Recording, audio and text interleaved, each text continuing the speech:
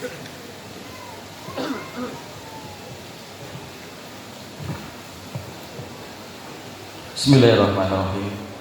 Assalamualaikum warahmatullahi wabarakatuh. Alhamdulillahilladzi faddalana al-katsirin bi ibadil mu'minin. Asyhadu an la ilaha illallah wahdahu la syarika lah wa asyhadu anna Muhammadan abduhu wa rasuluh. Allahumma sholli ala nabiyyin hasimi Muhammadin wa ala alihi wasallim taslima. Ilahi anta maksudi wa ridhoka madlubi atini mahabbataka wa ma'rifatak wa atini ma'aka abada. Di hadapan seluruh ahli silsilah thariqah Qadiriyah Nasabaniyah Mahad Suraya Sirna Rasa BPKFN, wabil khusus Sayyidina Murabin Arwahina, ayahanda orang tua spiritual untuk kita semua, Pangasa Abawas Al-Fatihah. A'udzubillahi minasyaitonir rajim. Bismillahirrahmanirrahim. Alhamdulillahirabbil alamin arrahmanirrahim maliki yaumiddin. Iyyaka na'budu wa iyyaka nasta'in. Ihdinash-shiratal mustaqim. Shiratal ladzina an'amta 'alaihim ghairil maghdubi 'alaihim waladdallin. Amin. Alhamdulillah, sekali lagi puji syukur kehadirat Allah kita dikumpulkan kembali, dibisarkan, dimabukkan, dibahagiakan, disemangatkan di pagi yang indah ini. Maka para pengusaha Abawas, pagi ini saya mengemban tugas yang tidak pernah ringan, semakin lama semakin berat rasanya, yaitu menggarap kitab Tabaruk Fadlul Syukur. Dan bukan kebetulan ini bulan yang sangat mulia, sangat suci, sangat sakral, bulan Maulid Rabiul Awal, yang jumlah hurufnya juga banyak, 9. Tapi dan satu hal lain, Abah, karena saya ini tidak paham bahasa Arab, kemudian background studi saya itu bukan studi keislaman, jadi sangat awam dalam hal mengkaji aspek-aspek keilmuannya di sini. Yang saya dalami adalah filsafat, terutama filsafat sosial dan bahasa. Maka mohon izin apabila mungkin saya agak melihat kitab Fadlul Syukur dalam aspek sedikit kefilsafat. Nah, salah satu yang nampak sangat mencolok nyata dalam mahakarya Pangasa Abah ini adalah satu nama-nama bulan. Jadi bulan ada nama. Kalau kita lihat bulan itu periode waktu, jadi kita menamai periode waktu itu. Kalau dalam agama kita punya banyak sebenarnya waktu dengan nama-nama, ya. Ada subuh, ada duha, ada isyraq, ada isya, ada maghrib. Dan setiap waktu-waktu itu kita melakukan amaliyah yang berbeda-beda. Juga ada bulan-bulan tertentu, ada bulan Ramadan. Nah, dalam ajaran agama kita, nama ini sesuatu yang sangat mendasar, sangat fundamental. Di dalam Al-Baqarah ayat 30 dan 31, satu-satunya alasan disebutkan oleh Allah yang menjelaskan kepada malaikat yang waktu itu agak bengal, yang memilih Nabi Adam sebagai khalifah, adalah dengan menunjukkan bahwa Nabi Adam bisa menyebut nama-nama. Nah, itu satu alasan itu saja gunakan untuk membantah keraguan malaikat yang ragu dengan rencana Allah. Saking ruwetnya Allah menjelaskan kepada malaikat, saya menjelaskan, saya lebih tahu, aku lebih tahu daripada apa yang kamu ketahui. Kalau dijelaskan mereka nggak paham, gitu ya. Makanya klaimnya itu aja. Nah, buktinya, Allah bisa memberikan nama-nama. Nah, malaikat kapok, kok bisa, gitu ya. Jadi tidak berani bertanya lagi. Gitu. Nah, begitu juga dalam realitas keagamaan kita, nama-nama ini sangat penting, gitu ya. Rasulullah SAW itu punya beberapa nama. Setelah kita sholat tasbih, kita berdoa memanggil nama-nama beliau, ya. Ada Ahmad, ada Yasin, ada Toha, kemudian dia punya gelar-gelar, ya kan? Imam al-Muttaqin, Al-Hadi Siratal Mustaqim, dan segalanya. Pangerza Abaos, namanya ada berapa? Banyak ya. Muhammad Abdul Ghawgas, Saifullah Maslul, Al-Kamil, Al-Nasbandi, Al-Qadiri, Al-Nasbandi, Al-Mu'afak, Al-Mujadid, Al-Kamil, Al-Kamil, Al-Mu'afak, Al-Mutakil, Al-Kutub, banyak. Nah, begitu juga kita di dalam ajaran tauhid itu diajarkan nama-nama Allah, ya kan? Ada nama-nama Allah, ada pokok berapa? 20 yang kita tahu. Yang paling basic lah ya. Ada 99 nama Asmaul Husna. Itu juga sedikit lebih basic. Bahkan kita didapat ajaran bahwa nama-nama Allah itu jumlahnya ribuan, 4.000 bahkan lebih. Talqin yang sering kita bicarakan itu pada dasarnya juga adalah nama-nama Allah. Jadi nama ini sangat penting. Nah, kenapa nama ini sangat penting? Kalau kita melihat fungsi namanya, nama ini kalau merujuk kepada kenyataan atau realitas yang coba diwakili oleh nama-nama itu. Ya, kalau dalam epistemologi, nama itu semacam konstruksi pikiran kita terhadap realitas yang kita lihat, cara kita memahami realitas, gitu ya. Sehingga kadang-kadang dan cara kita memberi nama itu bisa beda-beda, ya. Misalkan ini cetekan lagi. Ini adalah realitas. Kita beri nama apa? Saklar, apalagi? Stop kontak, apalagi? Cetekan, tombol pencetan, terminal. Satu realitas ada 5 nama. Kira-kira semua beda-beda nggak realitasnya? Sama kan? Karena cara kita memberikan nama itu tergantung rujukan budaya kita, bahasa kita, dan yang lain. Dan juga menunjukkan betapa kompleksnya realitas tersebut, gitu kan ya. Jadi kalau Allah diajarkan kepada kita punya lebih dari 4.000 nama, misalkan di dalam Quran banyak sekali, itu artinya betapa kompleksnya kenyataan atau realitas ketuhanan itu. Saking kompleksnya, saking banyak. Dan bukan kebetulan salah satu huruf di bulan Rabiul Awal itu huruf alif yang pertama dimaknai oleh Pangerza Abaos sebagai Allah. Nah, kedahsyatan kitab Pangerza Abaos Fadlus Surin adalah bukan hanya membahas nama-nama waktu ya. Bulan itu kan waktu, rentang waktu. Sekarang kita ada di berapa Rabiul Awal nih? 13 ya? 14 ya? 14 Rabiul Awal. Ada sekian hari, nanti kita geser ke bulan berikutnya dengan nama yang berikutnya. Jadi setiap periode kehidupan kita hari demi hari itu dimaknai, dibingkai dengan nama-nama bulan ini.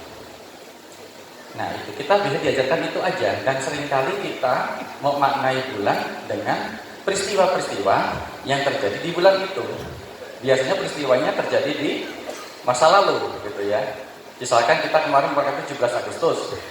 Kan kita peringatin itu, 17 Agustus menjadi penting karena ada peristiwa proklamasi kemerdekaan. Kalau tidak ada proklamasi, Agustus tidak lagi penting, gitu kan? Sama dengan bulan-bulannya nanti Pak Panta akan memperingati Hari Dirgahayu TNI tanggal 5 Oktober.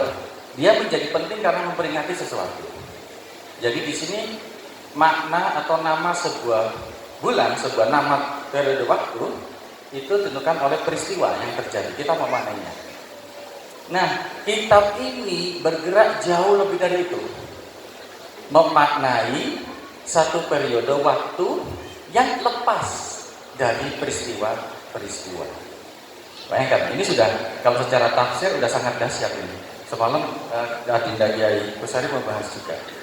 Jadi, kitab Fadlus Su'ud ini mengangkat bahwa tiap bulan, tiap periode waktu yang kita alami itu punya identitas, punya makna, punya kekuatan, punya realitas spiritualnya sendiri-sendiri yang terlepas dari apa yang kita lakukan. Apakah terjadi ini ada rupiah anjlok, terjadi perubahan, tidak penting. Yang penting bulan ini punya maknanya sendiri. Jadi bulan ini sudah lepas dari peristiwa, lepas dari tindakan kita. Tapi justru sebaliknya, dengan penafsiran bulan-bulan ini, Abah ingin kita dibingkai perilaku kita dengan makna bulan-bulan ini. Jadi ini adalah framework Abah. Ya. Jadi harapannya ketika kita masih bulan Rabiul sadar, ada 9 huruf nih yang kita mesti melakukan, sadar spiritual kita mengenai bahwa bulan ini punya makna-makna tertentu yang sangat spesifik. Dan bulan Rabiul Awal ini maknanya dahsyat semua ya. Segala sesuatu yang ada di sini. Jadi kalau biasanya kita memaknai bulan karena peristiwa, sekarang kita bertindak di dalam toriko ini atas petunjuk Bangsa Abah menurut makna identitas bulan-bulan tersebut. Kita menjalani ini mendisiplinkan, berorganisir bukan hanya tindakan kita, tapi juga pikiran kita dan hati kita. Sebenarnya kalau dalam toriko ini sudah kita lakukan tiap hari dalam amaliyah gitu ya. Dalam toriko yang saya rasakan sekali adalah kesadaran akan waktu yang begitu kuat. Ya kan? 12 lewat dikit, silakan mandi tobat. Ayo mandi ya. Dingin-dingin juga tadi ada air di depannya ajengan air dingin banget kayak es teh kata salah satu. Guyon pertama kayak es teh, lama-lama kayak kopi hangat gitu ya. Gak mau lepas. Baik airnya cuma sedikit padahal. Yang mandi ada 15 orang. Nah, itu kesadaran akan waktu. Kita melakukan amaliyah, sholat taubah, sholat hajat dan seterusnya sampai menunggu subuh. Kita sadar kita menunggu subuh. Ada sholat prasubuh. Kita menjelang subuh, ada adzan subuh. Bahkan subuh belum datang kita udah berdiri nih, ya. Adzannya belum selesai, baru kita udah siap sholat subuh. Ini disiplin kesadaran tubuh kita dengan waktu yang menjelang. Menjelang belum isrok datang, udah siap isrok. Isroknya sholat cepat sekali. Ya, jadi kalau jadi itu belum duha, nanti duhur kira-kira kita diajarkan oleh pakar sahabat 13 menit sampai 5 menit punya wudhu sebelum adzan. Jangan nunggu adzan, ya. Kita nunggu ini adzan kita tunggu. Mana nih adzannya? Nah, itu adalah disiplin kesadaran tentang waktu. Sampai asar, sampai maghrib, sampai hari berikutnya. Jadi betapa waktu itu diajarkan oleh para sahabat, kita mengalaminya dengan nggak cuma serius, super serius, sungguh-sungguh menghargai sebagai bentuk rasa syukur. Ya kan? Itu di tingkat harian. Bapak kita merasakan kan berapa hari tiap hari sholat? Kira-kira 1 rakaat lah lebih. Apalagi kalau yang rajin wudhu, suka kentut wudhu, setelah sebelum wudhu lagi, terus kentut lagi wudhu lagi, sebelum wudhu lagi. Nah itu bisa sampai 200 rakaat itu ya. Itu kesadaran akan kondisi fisik kalau itu ya, bukan waktu lagi. Akan wudhu ya, sensitif dengan air. Nah, fadlul istighfar fadlul suhur ini menarik kesadaran kita lebih luas, gak cuma harian bung. 1 bulan, gitu ya, seperti itu. Nah bulan ini, misalkan ya, saya ini nggak berani abah menafsirkan semuanya.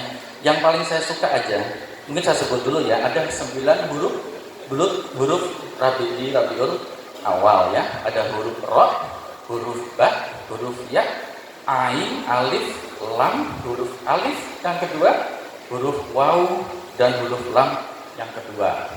Ini maknanya ngeri-ngeri semua dalam semua. Pertama Robito, Ba ya. Kedua huruf Ba, Basiro. Dan Basiro ada huruf kan. Kemudian huruf Ya, Yusrullah, kemudahan. Jadi ini bulan-bulan kemudahan. Kemudian Ain, Abdullah. Nah tadi pagi pengasahabat menurunkan Abdullah tentang Isra ya. Kita semua ini mengikut Nabi Abdul semua ini. Namanya Abdul. Alif yang pertama dimanai dengan Allah, itu aja nama Allah. Kemudian Lam yang pertama dimanai dengan Lailatul Qadar. Huruf Alif kedua dimanai pengasahabat sebagai Ittiba, ikut. Huruf ke-8 huruf Waw, wali ya. Huruf ke-9 Likaulullah, perjumpaan dengan Allah. Nah ini kalau dibahas bisa apa? S3 sampai pasca sarjana ini yang nggak selesai. Saya huruf roknya aja deh, Robito. Ya. Nah, Bapak Ibu tahu nggak Robito itu apa? Mestinya tahu dong murid Abah. Gimana Robito? Membayangkan wajah Abah, menyebut nama Abah, dan mengirim Abah Al-Fatihah. Kok pada nggak ngerti ya? Jangan lakukan jangan dengan Abah.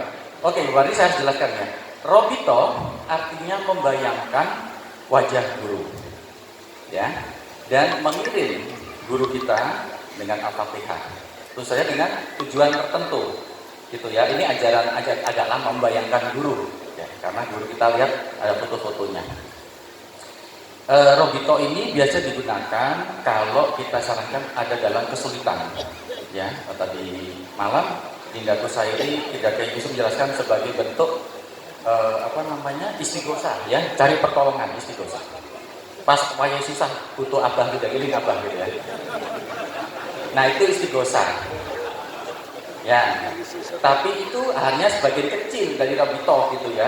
Itu kalau murid yang makomnya masih awal-awal begitu, lagi butuh aja ingat gitu ya, nyebut Fatihah nggak cuma 5 kali 50 kali, nggak perlu ditambah kulhu Al-Fatihah ayat kursi bayinya lo abah, karena saking butuhnya gitu ya. Utang nggak bayar, misalnya kecepit macet ya, abah tolong saya abah, bisnis macet abah tolong saya abah, Al-Fatihah gitu ya. Giliran bisnis sukses, ini pasti cara saya yang keren, gara-gara saya baca buku ini ingat ya, udah lupa sama maksa abah. Nah, saat ini sebenarnya kita sangat dimudahkan dengan kehadiran kita bersama Bapak Ibu hadir bersama Abah. Kira-kira yang bisa kita ingat dari pengersa Abah apanya? Wajahnya, apalagi? Senyumnya, apalagi? Gaunnya, tempat duduknya, pecinya. Kalau Anda masuk ke sana, aroma ruangannya. Kalau Anda suka ini tangan-tangan Abah, lembut kulit dan empuknya Abah ini. Banyak yang bisa diingat. Jadi gambaran itu utuh. Kalau para wakil talqin suka hadir di sini, yang diingat biasanya punggung pangkal Abah sama pecinya itu. Saya suka ingat. Nah, itu ketika kita mengingat beliau, kemudian mengirim Fatihah, terutama ya salawat, itu sudah bentuk robito. Sebuah bentuk kalau dalam filsafat sosial relasi, keterhubungan. Ya, ingat itu keterhubungan. Zikir itu keterhubungan, relasi zikrullah, bentuk keterhubungan kita dengan Allah langsung. Ya, tapi kalau dalam kalimat kita zikir aja lupa sama guru mursyid itu gak nyambung. Tapi ingat guru mursyid aja itu sudah bentuk zikir yang super hebat. Sekarang kalau saya tanya bapak ibunya di sini ya. Kalau kita ingat pengersa Abah, yang kita ingat apa coba? Allah, ingat apa lagi? Peci merah putih, ingat apa lagi? La ilaha illallah, la ilaha illallah, la ilaha illallah. Ingat apa lagi? Manakib, ingat apa lagi? Mandi taubat, kofi. Pokoknya ingat segala macam. Ingat Bani Hashim, ingat Mankobah, ingat tawasul, ingat amalia-amalia. Pokoknya macam-macam. Bayangkan, ini kekuatan dari robito. Ini baru huruf raubnya saja loh ya. Nah, jadi kalau Anda laksanakan ini saat butuh saja, itu satu, namanya egois. Dua, namanya rodok bodoh. Karena bonusnya banyak sekali, Anda cuma ambil sedikit, kan rugi namanya. Itulah kerugian di dalam thariqat. Ingat guru ketika butuh saja. Padahal ketika guru ingat aja, apa yang tidak kita minta, apa yang tidak kita akan datang dengan sendirinya. Ini adalah bentuk fana isyad. Ketika kita memfanakan diri, kita menjadi hamba, menjadi Abdullah.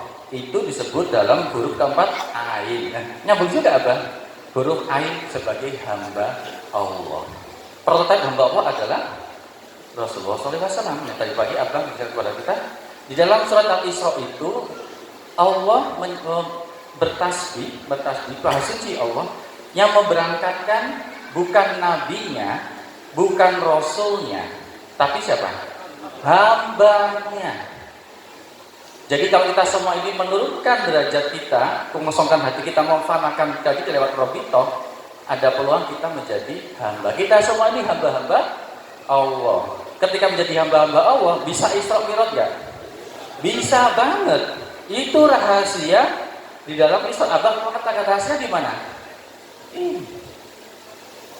Di sholat sepanjang hayat, sholat sepanjang waktu. Ini sholat melampaui waktu. Jadi dalam hal ini Dia itu kan gitu ya. Nah, kalau saya lihat ini apa lagi ya, Pak? Ya itu ya. Jadi karena Robito itu begitu dahsyat, ada banyak sekali manfaat atau ada banyak sekali kan harus kita pakai. Kira-kira ya. Nggak cuma waktu susah, waktu happy juga Abah dikasih tahu dong, Abah alhamdulillah saya dapat rezeki ini, dagangan nambah, Abah alhamdulillah pangkat saya naik gitu kan. Cerita sama Abah, membayangkan seolah-olah pangkat Abah ada di samping kita. Loh serius? Ya, ini ada saya diajarkan oleh Profesor Piano itu, di setiap kegiatan-kegiatan yang penting beliau menyediakan kursi kosong yang membayangkan pangkat Abah di situ. Dulu saya mencontoh gitu, kalau mau ke kampus naik mobil sendirian, kursi samping sini saya kosongkan. Assalamualaikum Abah, setelahnya saya cari gitu. Maaf Abah agak macet gitu. Lama-lama karena kebanyakan tugas ya, tas, laptop, apa gitu. Aduh maaf kursinya penuh Abah, gimana ini ya? Samu gitu ya. Umpek-umpekan mobilnya apa nah. Tapi kita membayangkan Abah bersama kita semua perjalanan. Sekarang saya tanya, kalau kita merasa dekat dengan Abah, apa yang kita rasakan? Apa kita manfaatkan? Aman, apalagi? Bahagia, apalagi? Tenang, kemudahan. Nah, kemudahan itu dibahas di huruf ya, yusrullah. Bulan ini adalah bulan kemudahan. Karena bulan ini adalah bulan Robito. Bagi para Abdullah, gitu kan, untuk mengharap keridaan Allah. Semuanya ada di sini ya, kok nyambung semua ya. Nah, itu lagi. Apalagi kalau kita merasa dekat dengan Abah. Kira-kira kalau kita merasa kita disaksikan Abah, mau pencilaan enggak? Enggak kan? Ngomongnya mau yang enggak bisa kan? Kalau saya bayangkan, kira-kira ini masih ada yang tutut enggak ini? Ini saya terus terang aja ya. Masih ada yang merokok enggak nih? Ayo terus terang. Ngaku. Ya, yang ngaku. Kalau membayangkan pangkat Abah di samping Anda, masih berani ngerokok enggak? Bukti ya, kalau sama ada kebal-kebul bau sini, itu Robitonya 0. Disingkirin Abah, saat butuh aja. Cuman rokok. Dikit ini rokok. Begitu selesai. Terus dalam bahasa filsafatnya nonsen, nggak akan kemana-mana, ke situ aja Anda ya. Bahwa Anda kesini coba berkali-kali atau kemana-mana lagi berulang, tapi kalau Anda seolah-olah nggak bersadar dipahami, nggak disadar diawasi apa, nggak merasa dekat dengan apa, terus seenaknya menerobos semua maklumat-maklumat, itu sama saja. Artinya Anda sedang, ini gejala-gejala gofla akut ini, jangan diremehkan ya. Kalau sudah kita merasa tidak diperhatikan atau sok cuek sama guru, apalagi sama Allah, ya kan? Ini bahaya. Ya. Dan ini kalau maksiat aja nggak masalah, tapi kalau udah sengaja menggoflakan diri, ini namanya kafir tersengaja. Ini udah bahaya. Oh serius? Ya. Kalau kita tergelincir tuh hanya kecil-kecil gitu kan? Ini karena kurang atau enggak seriusnya dalam Robito. Nah, saya kan nggak lama-lama, saya kira itu aja. Nilai penting dari Robito itu adalah keterhubungan. Ya, kalau dalam teori sosial yang saya kaji, biasanya keterhubungan itu apa bentuknya? Pertemanan, keluarga, kita ketemu ya. Nanti bapak ibu keluar ke sana berburu apa? Benda-benda untuk amalia, peci, tasbih, ada transaksi keuangan. Ada yang cari Grab, itu hubungan, ya kan? Terus saya nanti ada teman-teman, itu hubungan. Nah, kalau hubungan ketemu fisik ya, terjadi pertukaran. Tapi kalau Robito ada pertemuan fisik nggak? Nggak ada. Ada transaksi nggak kita? Saya mau beli istilahnya gitu, kirim kemana gitu, tidak ada komunikasi. Kita ingat aja sama Allah. Ya kan? Doa-doa kirim nggak kata. Nah, ini bentuk relasi yang sebenarnya tidak bisa dipahami dengan ilmu-ilmu sosial yang sekarang. Tidak ketemu tapi kok nyambung, gitu kan? Tidak pernah berjumpa secara fisik tapi kok merasa dekat. Inilah kekuatan relasi di dalam Robito. Lagi, karena ini pesannya banyak sekali untuk bulan Robito awal, Jadi sangat penting ketika kita membaca kitab ini, saya sarankan untuk membaca ini, mohon maaf, saya nggak bisa bahasa Arab, jadi beli yang bahasa Indonesia terjemahan. Itu pun yang produk lama ya, sudah tempel-tempel kayak gini ya. Silakan ditandain. Ini adalah ajaran sangat mahal. Ini ajaran yang tidak Anda temui di mana-mana. Gitu. Betapa bulan setiap kita alami, tiap hari, setiap detik. Di bulan itu ada makna-makna spiritual yang seharusnya kita hayati. Nggak lewat gitu aja. Gitu ya. Tapi itu saja, itu kalau hariannya udah jalan ya. Artinya kesadaran tentang waktu itu begitu sangat penting. Dan di dalam kitab ini kita tidak mengenal waktu-waktu tidak suci, tempat atau ruang-ruang tidak suci. Semua waktu, semua hari, semua bulan adalah suci. Semua bermakna, semua hikmah, semua harus kita syukuri. Mudah-mudahan begitu saja bermanfaat, tidak membuat bingung. Taufiq wal hidayah bagi kita. Bi karamati mangsa abawas al-Fatihah.